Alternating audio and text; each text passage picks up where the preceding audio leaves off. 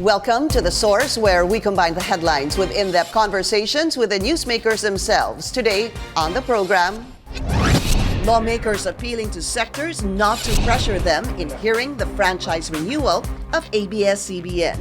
We will be hearing this actually soon. It's already been calendared. Assuring the public that the network can still operate even if their franchise expires next month. The uniform principle is that they were given the reprieve or binibigyan sila ng palugit. But Solicitor General Jose Calida wants the Supreme Court to nullify ABS-CBN's franchise. This go-around case is precisely malevolently timed to further delay the process. A move that some groups label as a threat to press freedom. House Committee on Legislative Franchise member Representative Alfredo Garbin and Albay Representative Edcel Lagman join us live.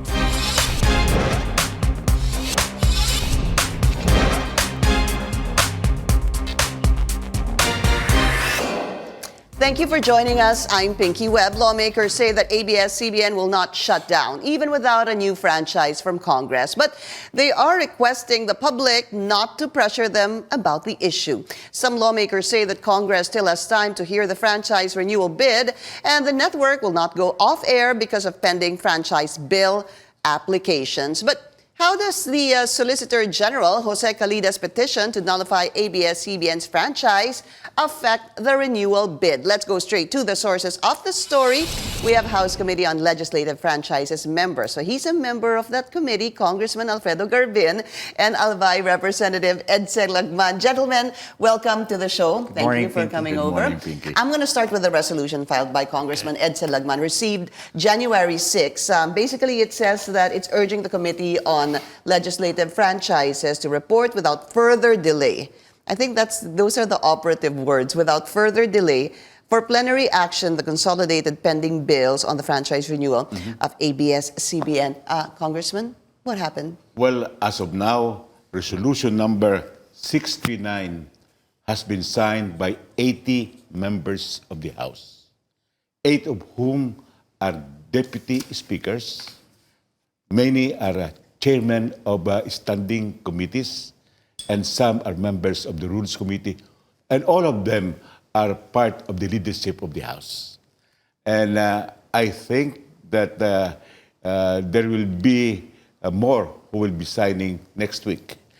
I am of the impression that this number would be more than sufficient to have a motion to discharge the committee, which means to say that after 30 session days from its referral and a committee fails to make an action, then a motion to discharge can be filed before the office of the SecGen and then referred to the plenary for action. I have done this before with respect to the debt cap way back. And I think this can be another vehicle to really ask the leadership of the House to have this bill reported out by the Committee on Legislative Franchises and acted upon by the plenary. But that's 30 days. It will take 30 days before. No. The 30 days is counted from the time of the referral to the committee. That 30 days has long lapse. So when was that? When did that lapse, the 30-day period? 30 days after the filing. These bills were filed. The filing of the bill, not the filing of the resolution? No, the filing of the bill. But there are 8, 10, 11 bills? Whichever bill came first, that should be the point of reckoning. So naglapse na po yung 30 Naglapse days. yung 30 so days. dapat, what's the next step now if it lapsed, sir? Well, if the committee would still temporize or delay in acting on the bills, then that motion can be filed. And we have more than sufficient because the rule said that the motion to discharge should be at least 1/5 of the membership of the House. Which is about 50? Which is about 60. We have now 80. So it's more than sufficient. But we are not going to rock the boat presently. We are still waiting for the leadership of both the House and the Committee on its Franchises to calendar the measure for deliberation and consolidation. I would like to underscore that it has not been calendared since the start that they were referred to the committee. There are 11 bills now. Right, 11 pending bills, because in your resolution, you said 8 pending bills. I saw that. After the resolution, There were 3 more. 3 more Yeah. bills were filed. So let's ask a member of the Committee on Legislative Franchises. Sir, why has it not been calendared? Congressman Tony Pet Albano said yesterday that it has been calendared. For the record, has it been calendared? It has not yet been calendared, and but I trust the words of the Speaker in his public statement posted on his Facebook account 2 days ago that he will schedule it for an impartial hearing. And so we count on the words of the pronouncement of the leadership of the House. And I think that was the signal. The press con of Tony Pet Congressman. Albano, wherein he said that it will be calendared. No, he said it's been calendared. Oh, no, it's not yet been calendared. So he's ever lying? since. I don't know what he means by it has been calendared. But Is there any other meaning to it being I calendared? suppose it will be calendared for hearing. Yun yung gusto niyan sabihin. Yeah, but what I heard was it's been calendared. Okay, but that would be his statement, Congressman Tony Pet Albano, versus you being a member of the legislative franchise. You're saying it's not yet been calendared. If it's been calendared, is there something, is there, every week ho, di ba may nilalabas na papel on the calendar or hearings? Tama ho ba? There is a notice that has to be complied with the rules, at least 3-day notice before the scheduled hearing. Okay. So wala pa naman po. But How do you feel that it hasn't been calendared and you're a member of the committee, Congressman Garbin? marami pang kinukonsidera at pinag-aaralan, especially now that issues, allegations ay lumilitaw. And so members of the committee and the members of the plenary itself are given the time to study more of weighing the qualifications as well as the alleged disqualifications of the applicants. And so I joined the resolution. You signed it? Yeah, I signed the resolution. In fact, I co-authored the bill para naman may schedule na talaga to for hearing because we believe that in the hearing, in the Committee on the Legislative Franchise, we can thrash out all the qualifications of the applicant, whether they are eligible for renewal or the truth of the allegations that they have violated the franchise. And so it warrants its denial or rejection. So those are the considerations that we want to happen. Hindi lang yung pinag-uusapan sa TV, sa social media. Dapat doon na mismo talaga sa komitiba. That's right. But the reason pinag-uusapan po sa TV at sa social media is because you're not taking this up on the committee level. There are 2 issues I'd like to raise that both gentlemen said to me today. Number 1 is when the Speaker said he wants an impartial hearing. Congressman Edcel Lagman, will there be an impartial hearing? Well, Are you confident that will happen? we are thinking that we should be able to show good faith. And we always assume good faith, although in many circumstances, bad faith reigns over good faith. Now, the committee has acted upon on the renewal of franchises of radio and broadcast stations much smaller than the network of ABS-CBN. Why not tackle this? Most probably because the president has repeatedly said that he would oppose or block the renewal of this franchise. Right. And the filing of the co-warranto petition will be giving some sort of legitimacy to this grievance of the president. Of the alleged violation of ABS-CBN. Congressman Garbin, sinabi niyo kasi maraming lumilitaw na issues. Hindi ho ba kapag lumilitaw yung issues, mas magandang pag-usapan yun na sa komite? I totally agree. That's why that's one of my call to the hierarchy of the Committee on Legislative Franchise, including the leadership of the House, that the same should be scheduled for hearing na. I understand that there are supervening events, the case of co-warranto filed before the Supreme Court against the applicants, but it does not divest us of our jurisdiction to hear the application for renewal. After all, the Committee on Legislative Franchise has the sole jurisdiction to for the granting, for the amending or renewal for that Denial. matter, or even revocation of an existing franchise. So, yun ang aming pinaninindigan dito. And those matters, allegations, insinuations, and even accusations of violation of franchise will be further and thoroughly threshed out in the hearing. Are you disappointed that it hasn't been heard in a committee hearing? Matagal pa naman, mahaba pa naman How can ang... you say matagal? mahaba naman ang when you speak of the 18th Congress, it's up to 2022? June of 2022. So we have a lot of time. And as I've said earlier when I was interviewed, that during the pendency of the application of an applicant renewing his or her franchise, ito ay naman binibigyan ng reprieve as long as it was filed on time and during the term of the present Congress, valid pa naman yung kanilang prangkisa. Okay, I want to get there in a while, but let's listen to Congressman Edcel Lagman was already talking about the pronouncements of the president, which also formed part of your resolution. You actually said that you talked about the threats of the president on the network, but also let's play some sound bites of the president about ABS-CBN. Ang inyong franchise mag-end next year. If you are expecting na ma-renew yan, I'm sorry. You're out. I will see to it that you're out. Well, I'll tell you in public now. No, I said they have committed so many frauds. They have to answer for it. If they cannot explain to me why they should not be given an extension, or how not to run an outfit. I said, I'm going to oppose it. Okay, let's start with this. Congressman Edcel Lagman, are you part of the majority or the minority? I am with the independent opposition. Okay. In fact, I have asked the leadership to include me in the committee on the franchise. Until now, I have not been nominated to that committee.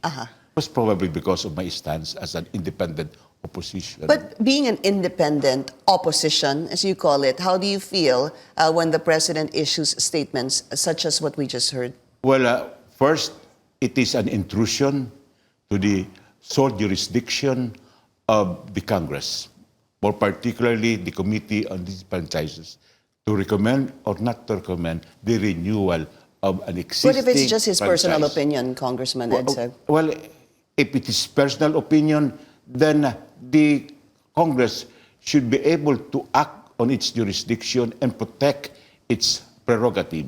Now, with the filing of the co-warranto proceedings, it is designed to oust the Congress of its jurisdiction to grant and renew franchises, because the co-warranto prayed that the Supreme Court should revoke the franchise of ABS-CBN. It is not a judicial function.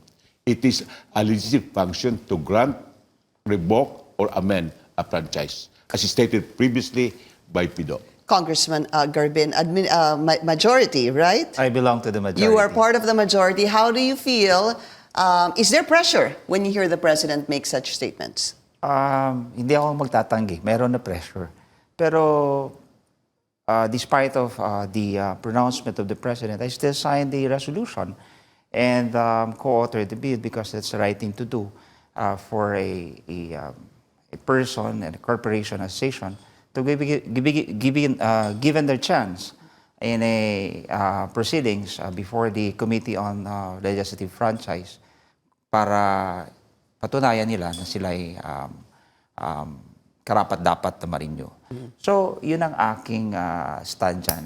Fairness, justice, and equity dictates na dapat magkaroon talaga ng hearing. Hindi dapat ito palipasin o ipalaps na lang into expiration. Would it be fair to say that you're not being fair and this is an injustice now that you haven't heard it yet? Not yet, because the leadership keeps on repeating that there will be an impartial hearing. So we hold on to that promise. Yeah. So, But you need to have a hearing before you have an impartial hearing. Yes. You yes. you have to hear it first to find out if you will be impartial, but you have no hearing, Yes. sir. Tingnan natin, baka next week meron ng hearing. Okay. So, You have first to calendar it. Yeah.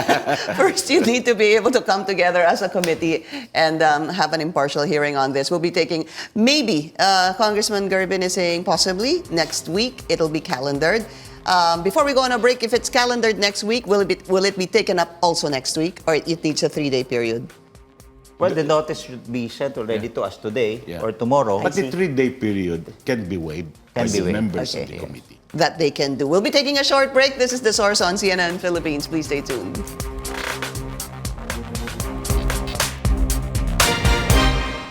You're watching The Source on CNN Philippines. Our guest today, Congressman Alfredo Garbin and Edcel Lagman. A question is, who decides in the committee? Kasi sabi niya, you heard some franchises already in the recent past, and I think some are radio.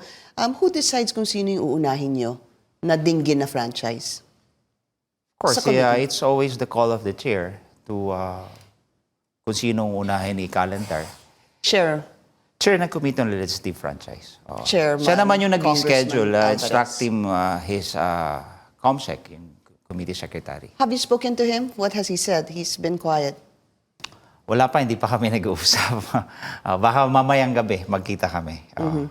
But why is he quiet, sir? Nasa probinsya daw eh. Opo. May ginaasikaso sa probinsya.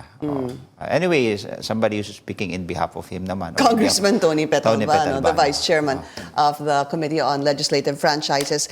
Let's talk about the timetable. How many session days do you have left? I mean, the last time I spoke about this, there were about 11. Maybe now there's 9 session days Possibly left. that is correct. But you know, in Congress, more particularly in the House of Representatives, if we want to act on a measure, we can do that in hours or even a day. But if we do not want to pass a bill, then it could take almost forever. So, you know, this is so So what is your flexible. theory? Do you guys, not just you, sir, but your members of Congress do not want to pass this? Is that your theory? No. Okay. The members of Congress, because of this number of signatories to my resolution, 80. 90 now, 90, would be in favor of enacting a bill extending the franchise of ABS-CBN. Okay. As a matter of fact, those who did not sign said that they are in favor, but they don't want to disclose their names as signatories, most probably because of their affiliation, political affiliation with the president. But Congressman Garbin and administration, a candidate signing that as well. So the thing here is we're seeing party lines being crossed. Wala naman talagang hudyat sa leadership na hindi suportahan o suportahan. I think what's going on right now in Congress, whether you support or you call for the hearing, is based on their personal convictions. And kahapon nga, meron ako nakausap na isang deputy speaker, pero hindi pa naman siya pumirma. Pero ang sabi niya, akin dyan is conscience vote. Yun ang sabi niya. Ayun ang sabi niya. Hindi ko na lang papangalanan. Pero ngayon, since he's a deputy speaker, wala naman siyang sinasabi na may permiso o walang permiso, may pakiusap o walang pakiusap. So talagang everybody's doing it on their own personal conviction. Congressman Rufus Rodriguez said on air that the reason it's not being taken up because there's no go signal from Speaker Alan Peter Cayetano. That is possible because the last time I talked with the chair of the committee, and I have talked to him several times, he said that he was waiting for the proper signal. Most probably the signal would come from the speaker, but most probably the speaker is also waiting for a signal from the president. So that's it. This has become politicized. And, the freedom of the press and the freedom of expression should not be sacrificed at the altar of politics. Okay, I want to discuss this privilege. This is a privilege supposed to be that is granted to ABS-CBN. But Congressman Edcel Lagman, in your resolution, you actually went further to say that this is not just a privilege, but it ripens to a right once the conditions for it grants are substantially complied with. So parang sinasabi niyo, Congressman, hindi lang to pribilehiyo. Yeah, because Karapatan ito. karapatan ito sapagkat kung ang franchisee is compliant, and that should be a call and a decision of the committee, then that franchise should be extended. And the practice is, it is extended. Now, with this quo warranto proceedings, it is actually asking the Supreme Court to replace the House in the revocation of the franchise. This is completely out of place. Okay. Do you think it is, as some are saying, Congressman, an attack on press freedom? The filing of the quo warranto case. The filing of the quo warranto case, the seeming delay in hearing the Well, I renewal have a franchise. different view on the filing of the quo warranto case. When you speak of violation of the Constitution and violation of franchise, specifically the nationality requirement, the ownership restrictions on mass media, then that is a justiciable controversy that can be questioned before the Supreme Court. But as I have said, it does not divest the Committee on Legislative Franchise of its jurisdiction. So kung anong pwede pag-usapan doon, mas maganda ng pag-usapan dito sa Committee on Legislative Franchise bago pa mag-expire Apo. yung prangkisa. Apo. Para naman ma-appreciate first-hand ng mga membro ng komitiba na may violation ba or whether they are submitted all the requirements and possess all the qualifications for renewal. So those are the Yeah. things that we have to consider in the committee. There's a need to kind of differentiate an attack on press freedom versus the violation of the Constitution. I bring that up because some sectors are saying this is an attack on press freedom, while another would say, no, there are violations. So how can it be an attack on press freedom when you violated, supposedly, allegedly, certain provisions of your franchise? Well, these are factual questions. And the venue is not properly laid because the Solicitor General brought the case, the petition, to the Supreme Court. The Supreme Court is not a trier of facts. And it does not receive factual evidence.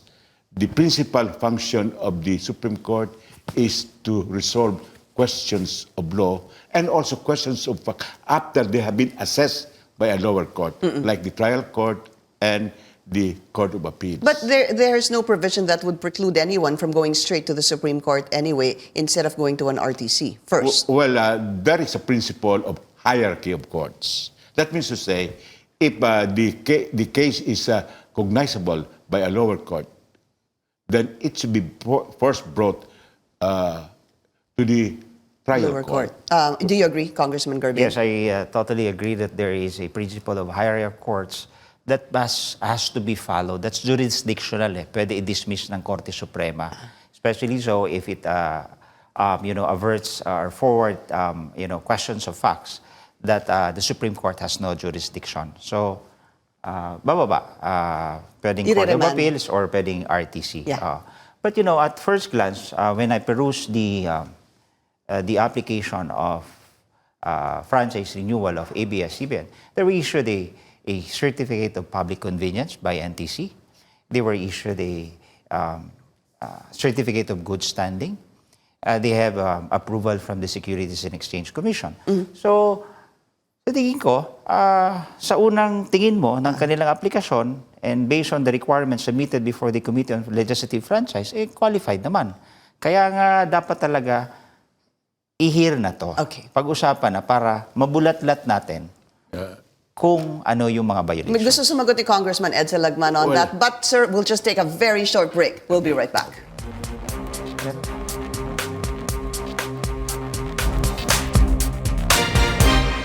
You're watching The Source on CNN Philippines. Our guest today, Congressman Alfredo Garbin and Edcel Lagman. Very quickly, Congressman Edcel, gusto mo pong mag-react dun sa sinabi ni Congressman Garbin? Yes, those are all accurate statements. Because from the face of the application and the bills for its renewal, all of the necessary requirements have been complied with. Okay. If there is any violation, then it should be brought before the committee to be ventilated there, not before a judicial forum. And let me just impress that the quo warranto proceeding, there is a usurper involved, one who is not entitled to a public office, to a corporate power, or to exercise of a franchise. In this particular case, there is no usurper because ABS-CBN has an existing valid franchise which is even subject to a justified renewal. Existing valid franchise. We have 1 minute left. This is what I want. We were talking about this during the break. How different is this? I know the conditions are different, but you know, how different is it from the case of former Chief Justice Maria Lourdes Sereno? Congress had the right to impeach her. Congress has the right to grant a franchise, and yet she was co-warranted before the Supreme Court. Well, there is a commonality. One, in the case of the former Chief Justice Sereno, the co-warranto petition ousted the House from its jurisdiction, Right. whether to impeach or not. Right. In this particular case, it is ousting again the House from its sole jurisdiction, from its authority to grant and renew a franchise. But there is a difference. In the case of Sereno, the eligibility for appointment of the Chief Justice was It's an being issue. questioned. In this case, there is no eligibility question. Right. It's just a question on did they violate the Constitution. That's a question on ABS. Yes, that's a violate the violation. Constitution or violate the Yeah, franchise. which is a factual question which should not be addressed before the Supreme Court. It should be brought before the committee which has jurisdiction. Congressman Garbin, very quickly, how different is it, or how similar? The similarity is that it is based on Rule 66, which is the co-warranto. But as I have said, you can only raise illegal incorporation at the very start. But ABS-CBN has been incorporated for the past 60 years, Matagal na. 1956. So parang ang tagal na. The Chief Justice was Chief Justice for a number of years too before she was ousted, wasn't she? But this Anyway. can be all properly ventilated in the Committee on Legislative Franchise. Okay. Last point. The closure of ABS-CBN, because the franchise is not renewed, will affect millions of viewers who depend on the station or network for their source of information, public service, And as well as wholesome entertainment. Okay. Maraming salamat, Congressman Edcel Lagman and Congressman Alfredo Garbin. Thank you for joining us here on The Source. I'm Pinky Webb. You're watching CNN Philippines.